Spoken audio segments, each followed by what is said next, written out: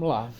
Galera, eu hoje, dia 2 de novembro de 2022, muita coisa acontecendo no Brasil, me veio a ideia de expressar um pouco do que eu sinto, né? Do que eu vejo, do meu olhar, né? A partir das leituras que eu faço, né?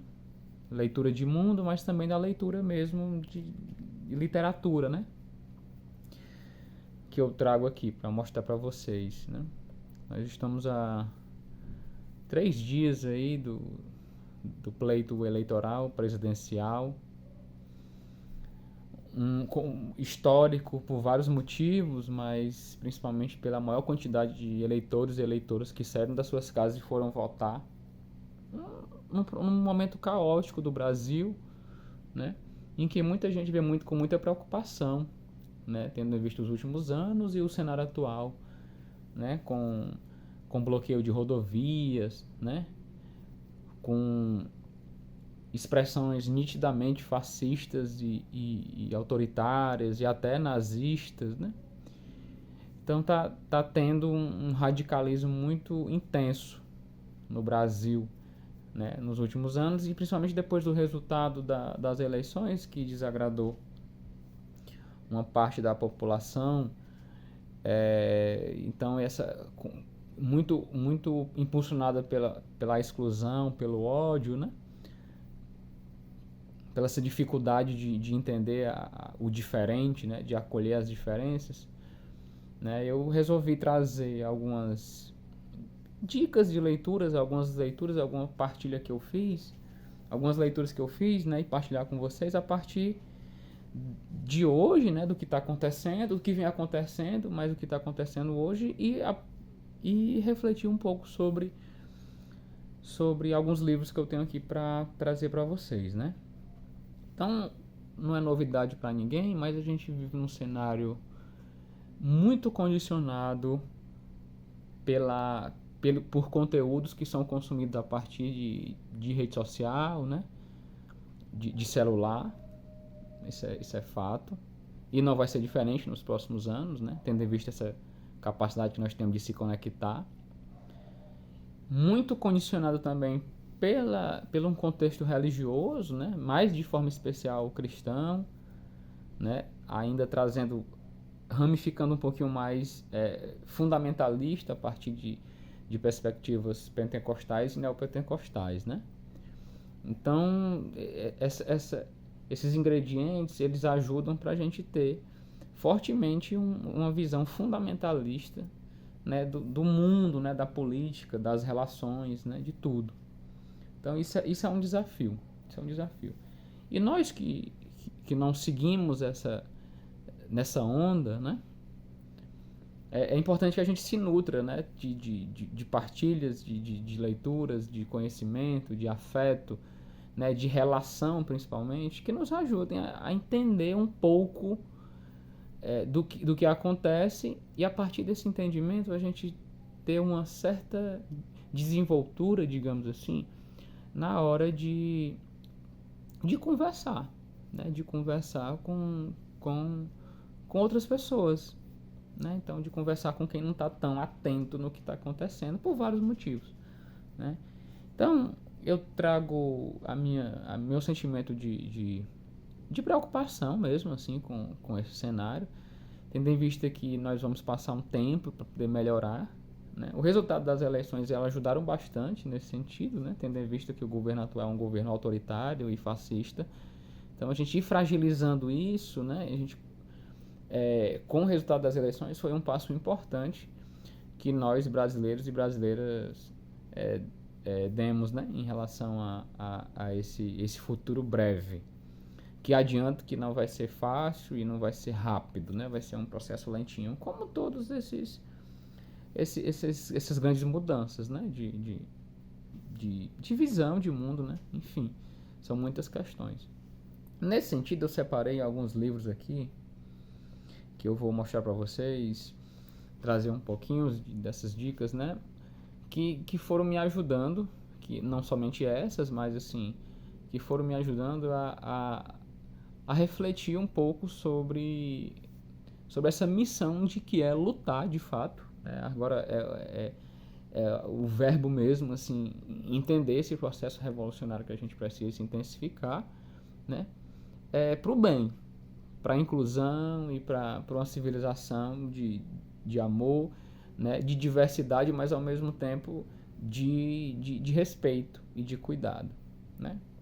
Então eu vou indicar aqui alguns livros que a ordem das que eu vou trazer aqui não tem uma precedência, porque um é mais importante do que o outro, porque eu falei primeiro ou depois e deixei por último.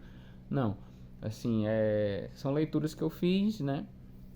São 10 livros no total que eu vou mostrar. Desses 10 eu li 9 e um eu estou concluindo a leitura. Então dá para eu falar um pouco sobre cada um deles, tá? Então vamos lá, meu povo, vamos começar. O primeiro livro que eu queria trazer é esse Política, Nós Também Sabemos Fazer, né? Ou Não Sabemos Fazer. Esse é um livro de filosofia, né, do professor Clóvis de Barro Filho, Oswaldo Júnior, a Viviane Mosé e Eduardo Larroque, né? Então, assim, é um livro de filosofia que traz essa questão das relações, né? Quando eu falo políticas, não necessariamente política partidária, né? Mas das relações mesmo de convivência, que é o nosso desafio, né? Conviver, né? Então, assim, principalmente com pessoas que tomam decisões, né? Então é por isso que é importante a gente se dar conta que é importante a gente saber quem é que a gente vota, né? Quem a gente elege, porque essas pessoas elas vão influenciar diretamente a nossa vida, porque são elas que tomam decisões para o caminhar da sociedade, né? Então é um livro bem fininho, né? Que tem só 3 capítulos. O capítulo 1 é uma pergunta, o que é política, né? Depois o capítulo 2 é o poder e as redes, né? No caso aqui as redes sociais. E depois um que é bem importante, o 3, que é democracia e informação, capítulo 3. E o capítulo 4 é ética e política. Então cada um desses autores aqui escrevem um capítulo desse livro, da editora Vozes, né? Então é um livro bem fininho, muito tranquilo de ler, que eu recomendo demais a leitura, tá? Então o primeiro livro é Política, Nós Também Sabemos Fazer, e tem um nãozinho aqui riscado, tá? O segundo livro que eu queria trazer, pegando essa perspectiva de filosofia, eu vou trazer de um historiador que é o Leandro Carnal. O nome do livro é Todos contra Todos. Então tem aqui O Ódio Nosso de Cada Dia, né? Leandro Carnal, que na realidade ele é mais conhecido por ser historiador, né? Mas também no campo da filosofia ele dialoga muito, então ele está bastante em evidência, né? Vem estando bastante em evidência nos últimos anos, enfim, um escritor pop, digamos assim. Então ele traz esse livro que fala muito nessa perspectiva de trazer relações conflituosas a partir de ódio, né? A partir do confronto, a partir desse processo de exclusão mesmo, né? De repúdio, algo diferente, né? Enfim, essas questões, né? Então, o ódio como política, né? São 3, 6, 9 capítulos. É um livro curtinho também, pouco mais de 140 páginas, né? Todos contra Todos. É um livro bem tranquilo de ler, assim, ele é muito didático, ele se comunica muito bem, escreve muito bem e traz essa perspectiva de relação, né? Como e principalmente impulsionado o avanço do uso das redes sociais, de celular e de computador, mas das redes sociais como um todo, né? Então fica aqui a segunda dica, tá? O terceiro livro que eu queria trazer, pegando essa perspectiva do ódio, né? Como o primeiro é ódio como política, o nosso ódio de cada dia, eu vou trazer o terceiro que eu já falei até, com o nome que é O Ódio como Política, né? A Reinvenção das Direitas no Brasil. É uma compilação de textos, né? Organizado pela Esther Solano. Ela não é brasileira, me parece que ela é portuguesa. Ela traz uma série de textos, né? Que eu repito, ela que que compilou, né? Não foram textos escritos por ela, mas tem muitos textos legais, né? Um livro também fininho, da editora Boitempo, pouco mais de 100 páginas, mas que traz como foi que surgiu a partir da política, né? Dos movimentos sociais e políticos. Movimentos sociais que eu digo, movimentos sociais não necessariamente progressistas, tá? Mas movimentos a partir da galera mesmo, da classe média, dessa juventude, né? Que se deu muito potente no ano de 2013, né? Com as manifestações, vem pra rua, não vai ter Copa, não são só por 20 centavos, né? Enfim, isso foi ganhando força e esse ódio vem se perpetuando até hoje. Então, para entender um pouquinho de por que estamos tão raivosos, né? Em linhas gerais, né? Esse livro ele é um livro que traz textos que refletem muito bem sobre essa perspectiva que a gente está vivendo, tá? Muito legal, muito bom. Editora Boitempo, O Ódio como Política. Trazendo essa perspectiva de ódio, mas também essa perspectiva de política, né, de espaço, de reflexões, eu queria trazer esse livro pequenininho aqui da Ilona Zasbow, A Defesa do Espaço Cívico. É um livro pequenininho, é um livro menorzinho, né, que ela traz algumas reflexões sobre como é ocupar esses espaços, né.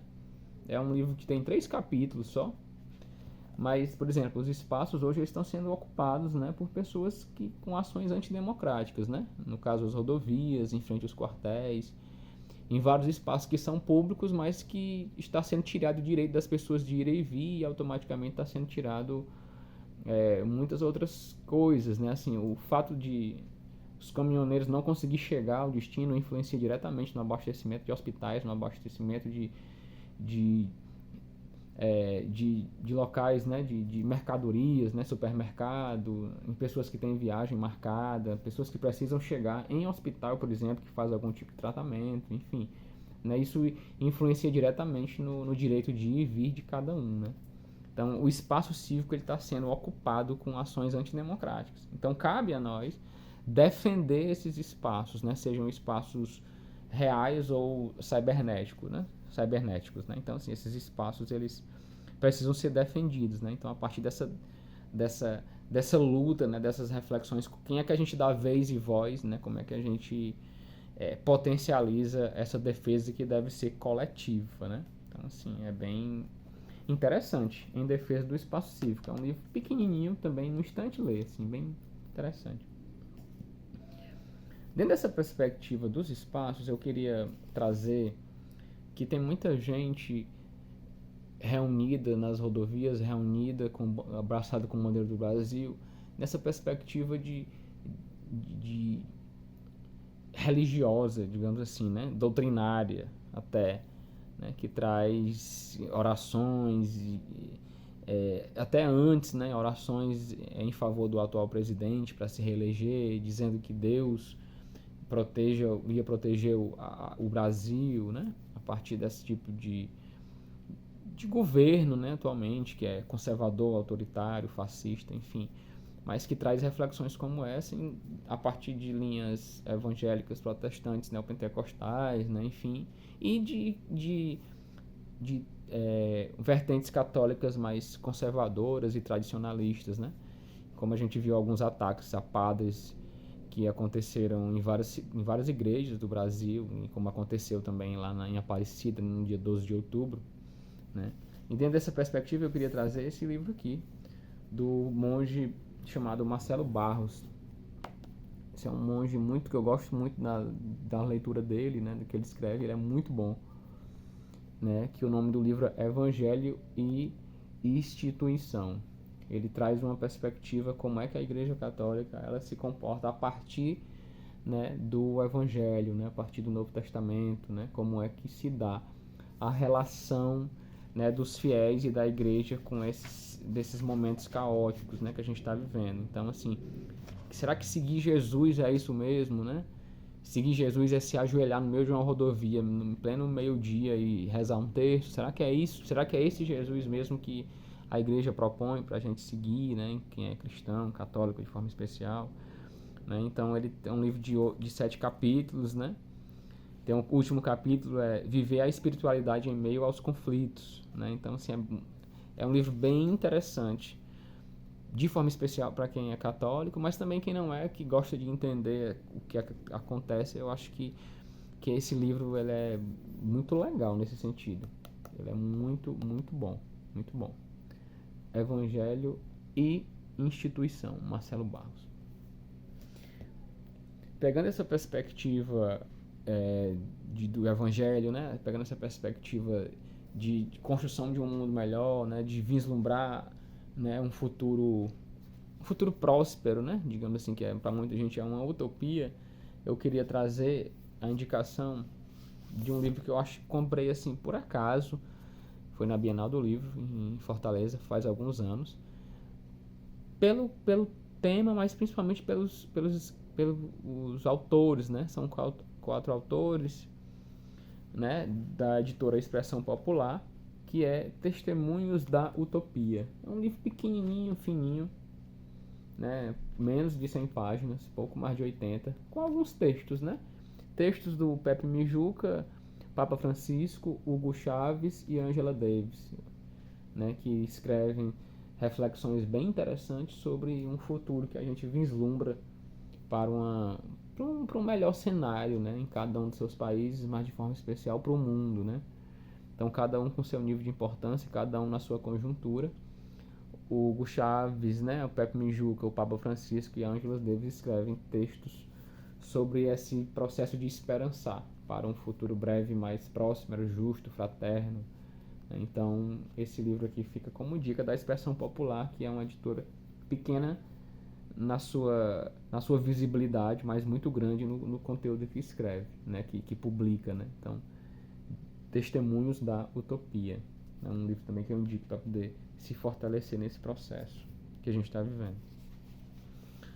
Um outro livro que talvez foi um dos últimos que eu li, acho que foi o último que eu li completo, que é um livro de um cara chamado Jaron Lanier, né? Jaron Lanier, enfim, não vou saber a pronúncia do nome dele. Mas é um livro bem interessante, assim, que me causou bastante reflexão, que é 10 argumentos para você deletar agora suas redes sociais. Então, esse livro ele fala muito sobre a manipulação, fala muito sobre os algoritmos, fala muito como é que as empresas ganham com isso, como é que as grandes corporações de tecnologia elas lidam com esse tipo de qual é o objetivo delas mesmo, né, que é basicamente fazer com que os usuários eles passem mais tempo nas redes sociais, né, consumindo esse tipo de conteúdo, né, e não tão preocupadas com o conteúdo que estão consumindo, desde que estejam na frente da tela, né, vendo algum conteúdo, né, seja discurso de ódio, seja o cachorrinho fofinho, seja mensagem de bom dia, ou seja alguma mensagem fascista, por exemplo. Eles não fazem esse filtro propositalmente para poder fazer com que as pessoas elas passem mais tempo consumindo esse tipo de conteúdo, porque o objetivo é ficar na frente da tela na rede social, né? Então aqui ele tem 10 argumentos, eu vou citar aqui uns aqui quaisquer, mas assim que tem a ver com a nossa realidade hoje, como por exemplo, o argumento 1, né, que é você está perdendo o seu livre-arbítrio, né? Então ele destrincha um pouquinho sobre isso. Deixa eu ver aqui outro. Um que é bastante evidência, as redes sociais minam a verdade, né? No caso é o argumento 4. O capítulo 6, né, que ele chama de argumento, né? O argumento 6, ele traz assim: as redes sociais destroem sua capacidade de empatia, né? Tem um também que é bastante interessante, que é o argumento 9, né, que é o capítulo 9, que ele disse: as redes sociais tornam a política impossível, né? Então, assim, são argumentos bem interessantes, né, de um cara que tem propriedade para falar, porque ele trabalhou já com tecnologia, né, acho que trabalha atualmente, e ele foi muito subversivo nessa perspectiva de que os algoritmos fazem com a gente e a gente nem se dá conta, né? Então, 10 argumentos para você deletar agora suas redes sociais. É um livrinho pequenininho, curtinho. Nessa perspectiva das tecnologias, nessa perspectiva do cyberespaço, eu queria indicar um que acho que foi o primeiro que eu li desses todos, que talvez é um dos livros mais fantásticos que eu tenho, que é do Julian Assange, né? Cyberpunks. Né? Cyberpunks, de Julian Assange, né? Liberdade e o Futuro da Internet, da editora Boitempo. Esse livro aqui, ele traz uma reflexão que eu acho muito interessante, que uma das primeiras coisas que é morta, digamos assim, que é atacada, que é assassinada num cenário de uma guerra fria, digamos assim, de uma guerra da ignorância contra o conhecimento, na guerra da verdade contra a mentira, esses momentos conflituosos, né, que nós estamos vivendo, a primeira coisa que é atacada é a verdade. A verdade talvez seja o alvo maior de governos, de lideranças autoritárias e fascistas. Né? Então, destruir a verdade é o primeiro passo, né, para poder colocar uma venda nos olhos das pessoas e a partir daí elas acreditarem nas mentiras que são contadas. Né? Então, esse livro é muito interessante, eu recomendo demais. Assim, é um livro relativamente complexo, assim, ele não é tão fácil a leitura porque quem não é da área de tecnologia talvez sinta um pouco de dificuldade, assim, porque ele traz muitos exemplos de engenheiros, de galera do Google, né, de alguns compiladores, de alguma galera mais hacker, digamos assim, tal, que talvez faça com que a leitura não seja tão atraente para quem não é da área de tecnologia, mas acho que vale demais. Né? Então, assim, ele tem 11 capítulos, ele traz, lendo aqui alguns, tem o capítulo 3, quando ele traz de a militarização do cyberespaço, isso é bem interessante. Tem o capítulo 7, que é a internet e a política, que eu acho que é um capítulo bem legal. O capítulo 9, ele traz, o termo é censura, né? Então, assim, tem uma que eu acho bem legal, que ele traz no capítulo 10, é assim, ó, privacidade para os fracos e transparência para os poderosos. Né? Então, ele traz muitas reflexões interessantes sobre essa questão de internet no mundo inteiro, né? Então, Cyberpunks, do Julian Assange. Recomendo demais a leitura desse livro, né? Então, para ir encerrando, eu indiquei 8 livros, então o nono, eu acho que talvez seja um dos livros, esses 2 últimos livros talvez sejam os que mais me instigam a fazer gravar esse vídeo, né? Explicar um pouquinho, refletir um pouquinho sobre essas leituras, que é esse livrinho pequenininho aqui, mas bastante intenso e denso o conteúdo, que é Fascismo.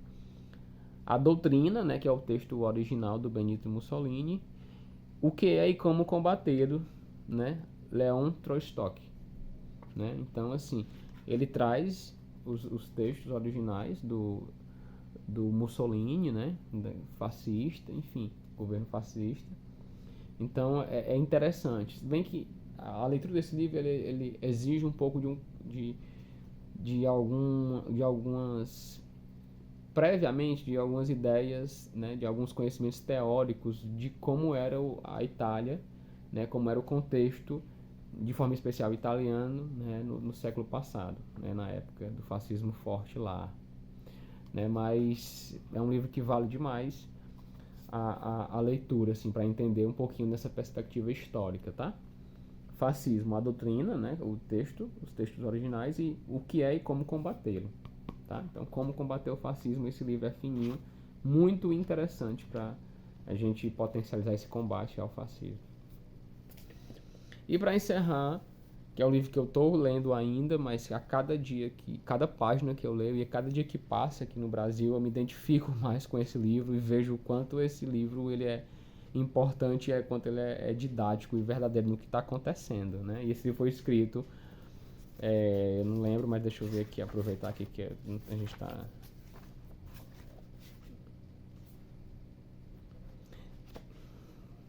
não consigo ver aqui quando foi que esse livro foi escrito, eu vou ficar devendo, mas...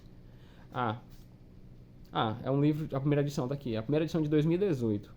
A primeira edição do livro é de 2018 e essa edição que eu tenho é a edição de 2020. Tá aqui. O nome do livro é Como Funciona o Fascismo, a Política dos Nós e Eles, né? Jason Stanley. Como funciona o fascismo, a política do nós e eles, que traz muito do que nós estamos vivendo hoje no Brasil, né? Então, assim, é por isso que eu trago essa questão do fascismo, porque é importante a gente começar a dar nome às coisas, né? Então, se a gente vive num governo que é fascista, que tem falas fascistas, que tem ações fascistas, a gente tem que chamar de fascismo, de fascista mesmo, porque a palavra é essa, né? E o desafio para a gente é explicar o que é isso para as pessoas que não têm esse conhecimento teórico. Esse é o desafio, é explicar que fascismo é algo ruim, né? Que eu acho que já está no inconsciente de muita gente, que é algo ruim, mas é explicar o que é, para poder as pessoas se dar conta do que seja, né? Então, são 10 capítulos, né? Ele fala sobre o passado mítico, a propaganda, o anti-intelectualismo, irrealidade, vitimização, hierarquia, lei e ordem, né? Ansiedade sexual, enfim. Como funciona o fascismo é um livro que eu acho que quem lê, né, atualmente ou no futuro breve vai começar a fazer as conexões com o governo atual que a gente tem no Brasil, né? Porque é um governo fascista e esse livro vai clareando, né, esses conceitos e essas ideias para quem lê, né? Então, são essas reflexões que eu queria trazer a partir das leituras de que eu fiz, né? Já tem outros livros que eu também poderia estar indicando, mas eu acho que no momento não dá para fazer conexões, mas eu teria que contextualizar de outras coisas também, né? Mas eu queria concluir aqui com esses 10 livros, né? Essas 10 leituras, assim, essas 10 recomendações de livros que eu penso que pode ajudar quem tiver interesse e entender um pouco do que está acontecendo, né? E são livros que não vão ficar obsoletos tão cedo, porque a gente ainda vai viver muita coisa nos próximos anos, que vai dar para ir fazendo conexão, né? Tendo em vista que a luta, para poder ser fortalecido no presente, a gente tem que entender muito do passado para poder ajudar a construir um bom futuro, né? Então, tá aqui, né, os 10 livros, as 10 leituras, as 10 indicações, né, que eu fiz, que fazem com que eu me manifeste todo dia nas minhas redes sociais e pessoalmente contra o fascismo, contra o governo atual na construção de um mundo mais justo, mais fraterno, mais amoroso, mais inclusivo. Então acho que era essa a mensagem que eu queria trazer e refletir, né? Continuemos nas reflexões, nos diálogos e aprendendo, né? Que a gente tem muito que aprender e a gente tem muito que construir para um futuro breve, porque a luta continua.